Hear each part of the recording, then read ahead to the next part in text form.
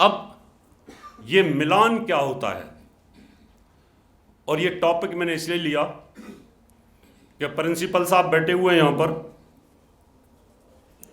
हिरेंद्र जी, इन्होंने कहा कि जी मैं सोमनाथ में अभी एक सम्मेलन में गया था और वहां पर एक बहुत बड़े ब्रांडेड ज्योतिषी ने कहा कि मिलान की कोई जरूरत नहीं है। मैं इसको साइंटिफिक बताता हूं आपको। इस मिलान का जाति के साथ कोई संबंध नहीं है। ये ध्यान कर लेना कि बोलते हैं नाड़ी जोत ब्राह्मणों को लगता है।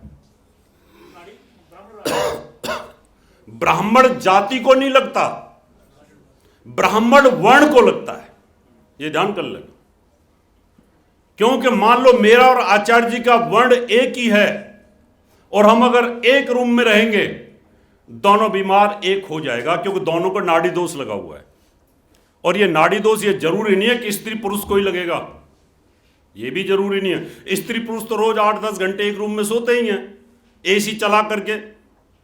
स्त्री मेरी सांस को खींचती है, मैं स्त्री की सांस को खींचता हूं। दोनों की अगर सेम नाड़ी है, मान लो ये 3 नाड़ी है, वात पित्त और कफ। मेरी वाइफ की भी वात पित्त कफ है, मेरी भी वात पित्त कफ है। जब हम एक ही रूम में सोएंगे दोनों बेड के ऊपर, तो जो मेरी वाइफ है वो भी वात छोड़ रही है। सांस मुंह से, नाक से जो उसकी सांस निकल रही है वो वात प्रधान है।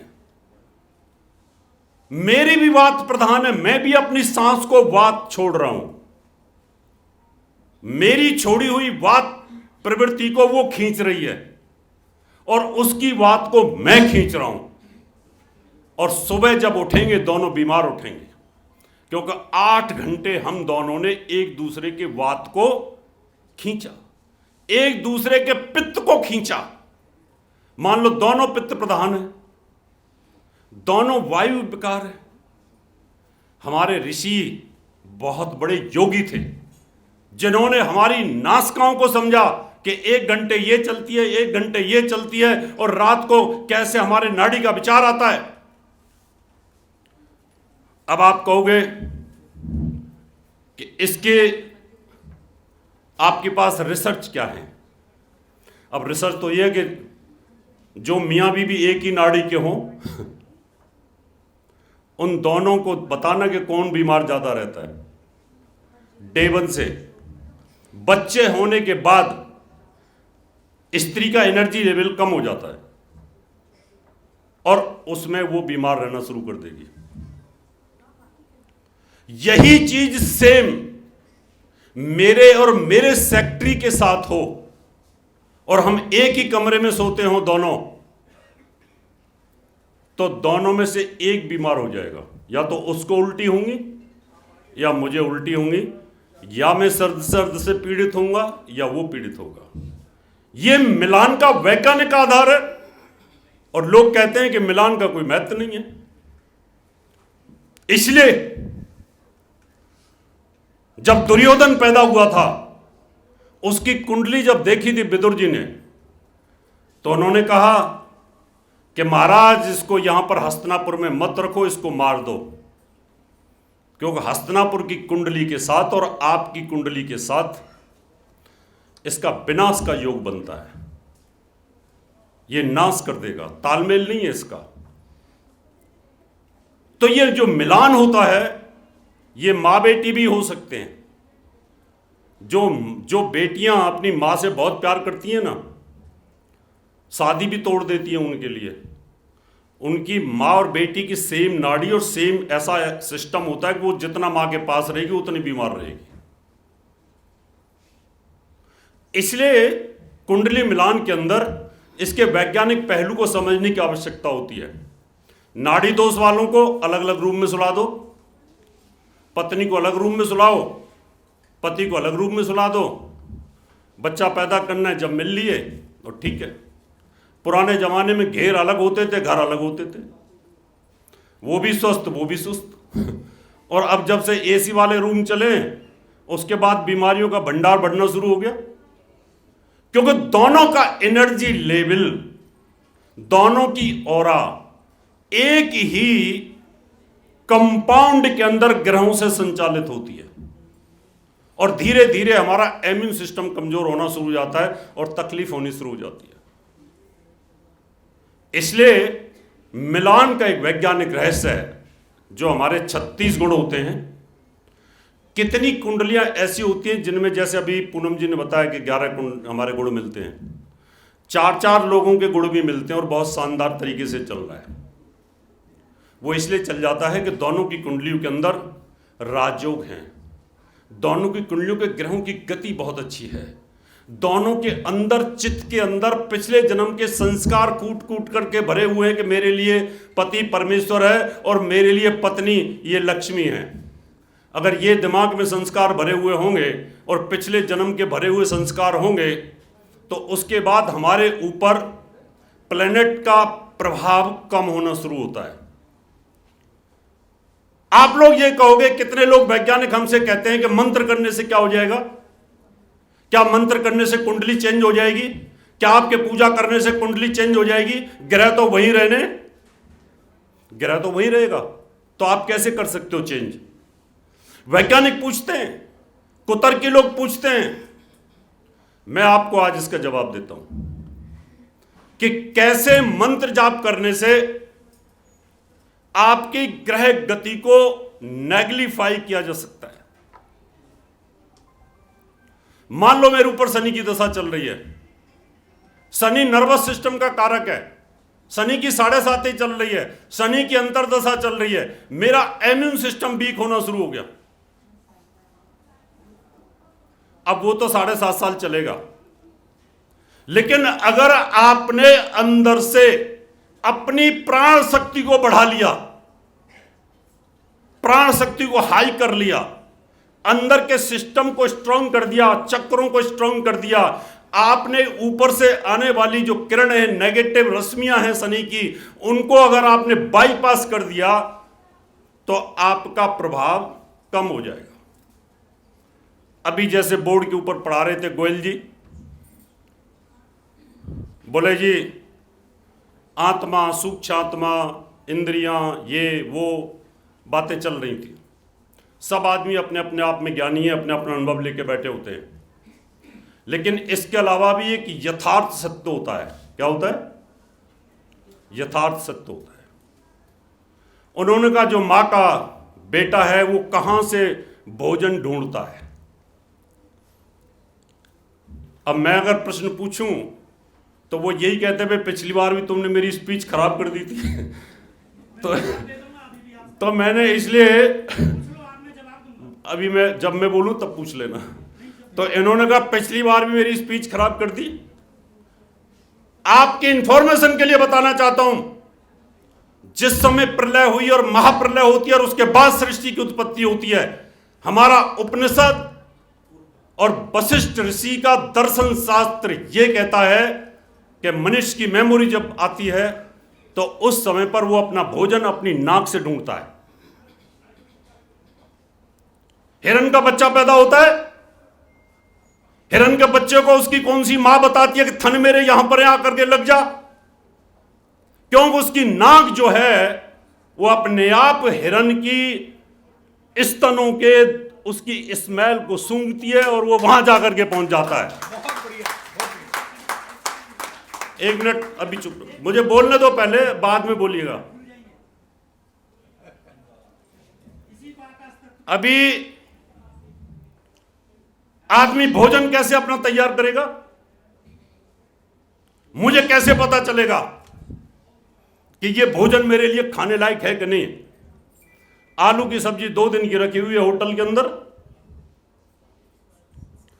और उसमें स्मेल आ गई है, जैसे ही जीभ पे जाएगी और नाक उसको सूंघेगी, जीभ उठा के फेंक देगी उसको, थू। हमारी 5 ज्ञानेंद्रियां जिनको सेंस बोलते हैं, वो हमारे सिस्टम को समझाती हैं। हमारी आंखों के अंदर एक भय होता है, वो सामने देख लेता है सांप के अंदर जहर है और ये मुझे खा सकता है, मेरी जान को खतरा हो सकता है, आंख उसको इशारा कर देती है कि उसके पास ज्ञान इंद्रिय है, वो शेर से दूर भाग जाएगा। जानवर एक दूसरे से दूर भाग जाएंगे। शेर को यहां पे खड़ा कर दो, जो जानवर होंगे उससे जो डरने वाले हैं, जो उसका भोजन होगा उसके भाग जाएंगे सारे के सारे। क्यों? कि उसकी आंखें, उससे निकलने वाली किरणें, वो उसको समझ जाती हैं कि ये मेरा भोजन है और ये मुझे मारेगा। वायलेंट आदमी हो, कोई क्रूर आदमी हो, आतंकवादी हो, आप उसकी आंखों को पहचान लेते हैं कि ये मार सकता है। स्त्री आदमी को तुरंत पहचान देती है कि बदतमीज आदमी है, छेड़ेगा, इधर से निकल जाओ। इसका मतलब ये रहा कि हमारी जो इंद्रियां होती हैं, मनुष्य की जब उत्पत्ति होती है उस समय पर ये हमारे ज्ञान इंद्रियां का नाम ही इसलिए रखा गया है कि हमें ये ज्ञान की उत्पत्ति देती हैं। अंधा आदमी हो कोई, आंखें ना हो उसकी, फिर भी वो नाक से सूंघ सूंघ करके वो अपने भोजन को तलाश कर लेता है, क्योंकि आंखें तो देख नहीं पाती। इसलिए कुंडली मिलान के अंदर हमारी बॉडी की जो ऑरा होती है, उसके अंदर जो ग्रहों की किरणें आ रही होती हैं, वो ग्रहों की किरणों को बाईपास करने का तरीका, हमारे जो प्राण शक्ति है, 5 जो प्राण होते हैं, प्राण, अपान, व्यान, समान, उदान, इनको आत्मा कंट्रोल करती है। और हमारी जो ज्ञानेंद्रिय और कर्मेंद्रिय हैं, इनको मन कंट्रोल करता है। चंद्रमा मनसो जातः चक्षो सूर्यो अजायतः। चंद्रमा मन का कारक है। मन पीड़ित होता है तो हमारी इंद्रियां पीड़ित होती हैं, और जब सूर्य पीड़ित होता है तो आपकी आत्मा पीड़ित होती है, आपकी प्राण शक्ति क्षीण होती है। जिस व्यक्ति का कुंडली में सूर्य नीच होगा उसकी प्राण शक्ति कमजोर हो जाएगी। जिस कुंडली में चंद्रमा कमजोर होगा उसकी मनोस्थिति खराब हो जाएगी। चंद्रमा राहु के साथ है तो मन की स्थिति खराब रहेगी, और सूर्य राहु के साथ है तो आपकी प्राण शक्ति कमजोर हो जाएगी। इसलिए मैं बताना चाहता हूं कि वैज्ञानिक अगर ये पूछे कि मंत्र करने से आप ग्रहों की कुंडली को एज इट इज ठीक कैसे कर सकते हैं, मैं उदाहरण समझाता हूं आपको। जैसे हमारा ये ब्रेन है, हमारा जो ब्रह्मरंध्र है, ये अंतरिक्ष में 7 भौतिक पिंड हैं, और राहु केतु 2 उनके साथ जुड़ा होता है। उनकी जब रेत ज्यादा शरीर में आती है तो हाइपरटेंशन आती है, तनाव आता है, और उस तनाव को नेगलिफाई करना है कि कैसे कर सकते हैं। उसके लिए आप अपना ध्यान में बैठें, और ध्यान में बैठने के साथ आप मंत्र का जाप करेंगे, शनि के मंत्र का जाप करेंगे। शनि का मंत्र 2 स्थितियों में किया जा सकता है, एक आगम और एक निर्गम। एक आपने एडजस्ट करनी है एनर्जी, और एक उसको रिसीव करना है। मान लो शनि कमजोर है, जिसकी वजह से आपकी बॉडी के अंदर नर्वस सिस्टम वीक है, लकवा मार गया, अपंग हो गए, चल नहीं पाते, कंपन्स हैं, ये सब चीजें आ रही हैं। उस कंडीशन में आप शनि के साथ लिंक करिए, और वहां से आप एनर्जी लेवल को खींचने की कोशिश करिए। और अगर आपकी बॉडी के अंदर आपने शनि को ध्यान को केंद्रित किया और वहां से मंत्र जाप करना शुरू किया, जहां आपका ध्यान लगेगा, जहां आपका मन जाएगा, वो जगह पर टकराएगा और वहां से वो एनर्जी को रिसीव करेगा या वहां पर वो अटैच करेगा। ये हमारे विज्ञान की एक थ्योरी काम करती है। इसलिए ऋषि मुनि ने मंत्रों के सिस्टम को समझा। और अगर आपकी बॉडी में एक्सेज है तो आप नाभि चक्र से ध्यान करके उसको बाहर फेंकने की कोशिश करिए। तो इसका मतलब ग्रह का प्रभाव तो कम नहीं हो रहा, लेकिन ग्रहों की किरणें जो आ रही हैं उन किरणों को हम कम और बढ़ती कर रहे हैं। आपकी बॉडी के पास हीटर लगा हुआ है, और हीटर से आपको पसीना आ रहा है और जलने की स्थिति हो रही है। आप हीटर हटा नहीं सकते, आप हट नहीं सकते, और लेकिन उस हीट को कम करना है तो आप कैसे करते हैं? ऐसे ऐसे करते रहते हैं, हाथ को हिलाते रहते हैं, और आप आधे घंटे, 1 घंटे, पौने घंटे वही हीट को आप क्या करते हैं, बैलेंस कर लेते हैं। यही थ्योरी मंत्रों के साथ है। अब इसको मैं एक सिद्धांत के सामने समझा देता हूं आपको। ये 2 बच्चे हैं, दोनों पे शनि की दशा है, दोनों पे शनि की 7.5 है, और दोनों की एक ही डेट ऑफ बर्थ है, और 0 डिग्री टेम्परेचर चल रहा है, और इन दोनों को रोड के ऊपर कपड़े उतार के बैठा दो। इसको बोलूं हिलेगा नहीं, निष्क्रिय अवस्था में रहे, और इसको बोलूं हिलता रहे, मंत्र जाप करता रहे, एक्सरसाइज करता रहे, कपालभाति करता रहे, प्राणायाम करता रहे, पहले कौन सा मरेगा? ये मरेगा। लेकिन दोनों का वजन सेम, दोनों पे 7.5, दोनों की स्थिति खराब है, मरना तो दोनों को सेम चाहिए था ग्रहों के हिसाब से, लेकिन ये बच गया और ये मर गया। इसने पूरी रात निकाल ली। क्यों निकाल ली? कि इसने बॉडी के अंदर 5 तत्व हैं, 5 तत्वों में इसने अग्नि तत्व को बढ़ा लिया। अग्नि तत्व बढ़ने के कारण जो ठंड बढ़ रही थी, शरीर को जो मारना चाहती थी, उसको बैलेंस कर लिया। हमारे ऋषि मुनि को ऐसे नहीं थे, बड़े विद्वान थे, हर चीज को समझते थे, प्राण शक्ति को समझते थे, मन की गति को समझते थे। इसलिए मंत्र अगर आप करते हो, कोई भी मंत्र जाप करते हो और उसको ढंग से किया जाए, तो आपकी कुंडली में होने वाले दोषों को ठीक किया जा सकता है, इंप्रूव किया जा सकता है।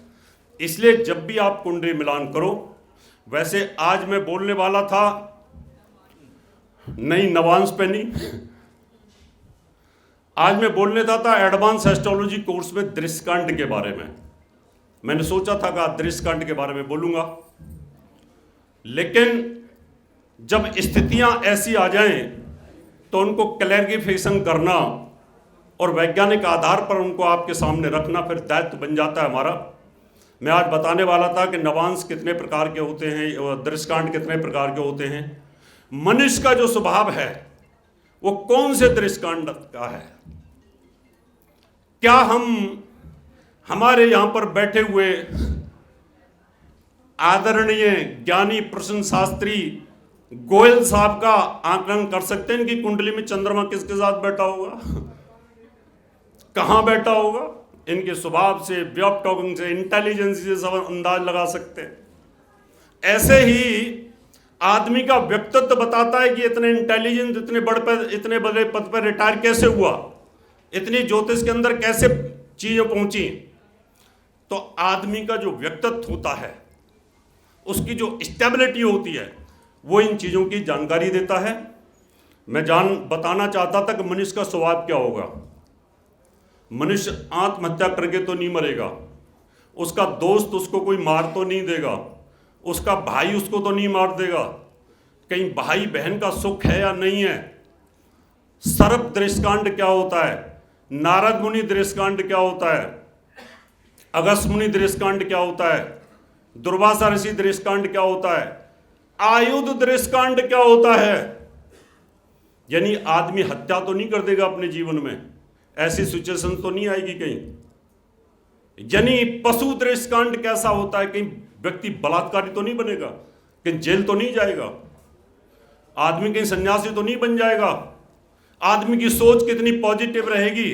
स्त्री दृश्यकांड, खग दृश्यकांड, पशु दृश्यकांड, इनकी जानकारी देने की सोच रहा था। लेकिन अब अगला कोई प्रोग्राम होगा तो उसमें एडवांस एस्ट्रोलॉजी की आपको ये जानकारी दूंगा। आपने ध्यान के साथ सुना, आपका बहुत बहुत धन्यवाद।